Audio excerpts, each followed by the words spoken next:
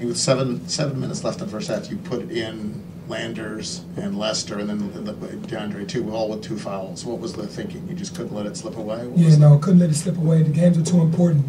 We need our bench to do better, obviously, but we had to put those guys back out there and make sure that we sustain and then let them push away because they had momentum. While you guys were kind of trying to figure things out offensively, Jalen had a really big first half. I guess, what did he just show you tonight? And was he just kind of showing you over these last 6 games as the vet for his injury? Yeah, well, I was about to say, not just tonight, but for the last 5 or 6 games, if we give him the ball, he's scoring for us down there. And we can't forget about him. He's had a matchup that we liked against SMU and tonight, and we made sure that he got the ball, got more touches tonight. You guys, obviously, you guys have so many options. Anybody can beat you in sport. Is he kind of maybe established himself, maybe, I guess, kind of the go-to outside? Yeah, he has. He and DeAndre both, but he's been really, just working his butt off in practice, before practice, after practice on his game. And in the days of shoot around, Coach Brown gets the bigs together and been working on the skill set. And you can just tell the growth in him over the last six or 7 games.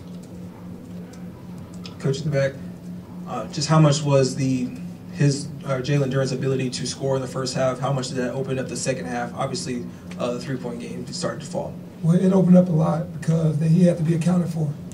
Maybe they thought they could play him one-on-one, but they had to start double teaming. And he started making plays from the post, so he was getting fouled and making plays, so it definitely made them adjust in the second half on how they were playing him. Jason and then Mark. It seems like not only in production, but Jalen is also, it seems like he's taking charge more, just from almost like a leadership perspective. And I say that because it looked like DeAndre was getting kind of passionate in the first half, getting fouled, and Jalen kind of was out there calling it down. Usually it should, Yep. But have you noticed that as well? Yeah, absolutely. Jalen is definitely more level-headed, and than DeAndre. But that's what makes DeAndre great. He plays with passion. He plays angry. And a lot of times when he makes mistakes, he gets down on himself. Jalen is the one that goes to him to have him pick his head up. And Jalen is a great leader. He ultimately wants to win. He wants to get to the NCAA tournament. He wants to get there, and he's playing like it every single night. The plan to play him 34 minutes tonight after a couple of games where he didn't play?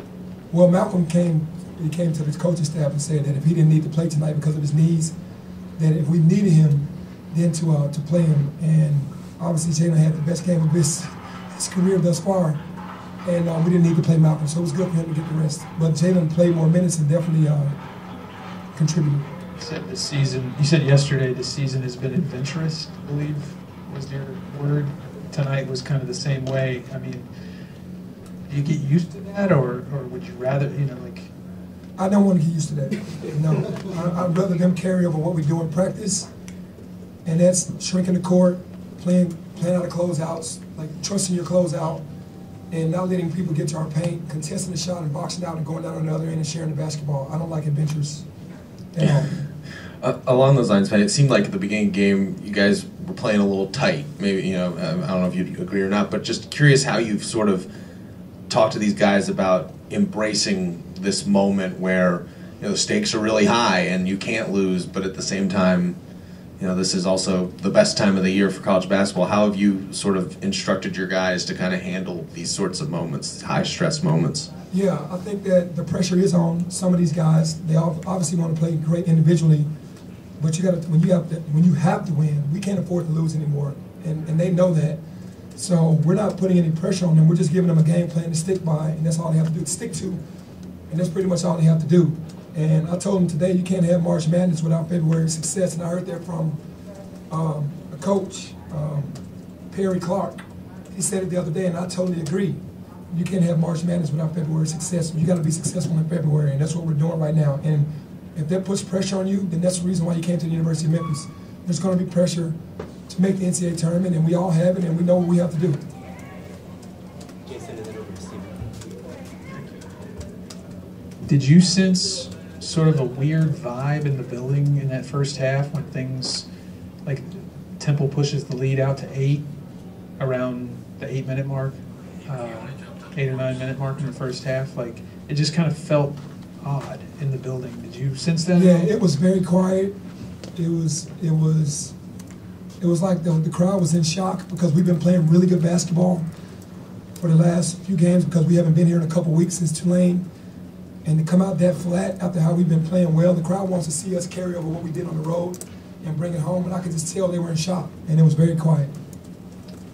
I know it's got to be rare for either Tyler or Landers to have a half where they don't score, but I think they combined for 20 each in that second half. Just how much of a spark did they kind of provide down the stretch for you? Yeah, those guys being on the floor always gives us an opportunity to, space the floor, and they have to be accounted for. Those guys, if you leave them open, I feel like every shot that they shoot is going to go in. So for both of them to go scoreless, that's unusual, but I knew that it wasn't going to stay that way.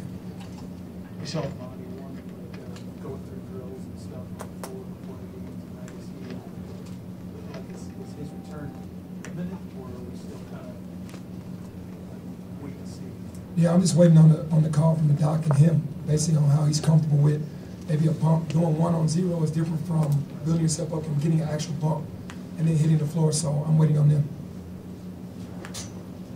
Probably finish up with Terry, I think it's 2-on-1. Hey, Coach, you got a quick turnaround to Wichita State. You've been on a revenge tour with the teams that beat you earlier. I know they're going to come in anticipating and trying to get you. You've had success against them, but this is a critical game. So what do you tell you guys to get ready for this game on Sunday?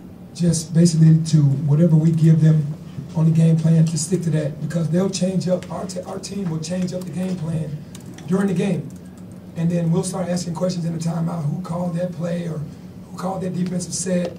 We want them to be able to control themselves out on the floor, but if we have a game plan and we haven't deviated from them, then we don't want them to do it as well. So playing Wichita State is always going to be a tough game, but all they have to do is stick to the game plan and play with energy. And we feel comfortable with that. Okay, thank you, Coach. Hey, Coach.